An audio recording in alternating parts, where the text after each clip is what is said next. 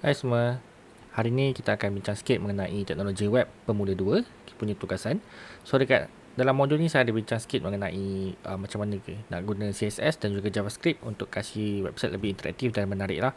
So dekat belakang saya menggunakan HTML yang tadi, kita dah letak beberapa styling option. So H1 untuk kita stylekan perkataan dia, selamat datang ke laman web saya, menjadikan warna blue violet dan juga menjadikan dia di tengah-tengah center.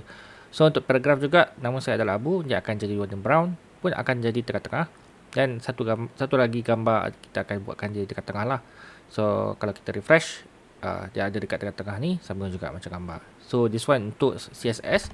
Kalau contoh kita nak letak beberapa skrip, boleh. Kat sini saya hanya tunjuk yang mudah lah. Selamat datang ke laman web saya. Okay, so dia menggunakan script dan juga akhir dengan backslash.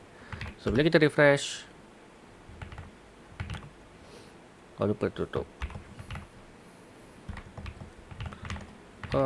kita akan dapat pop-up sini, dia akan bagi tahu selamat datang ke laman web saya. So ini mudah lah. Kalau nak implement yang lebih kompleks, boleh je dipersilakan, tapi bagi saya asalkan tahu macam mana nak buat, tak ada masalah. Okay, itu je.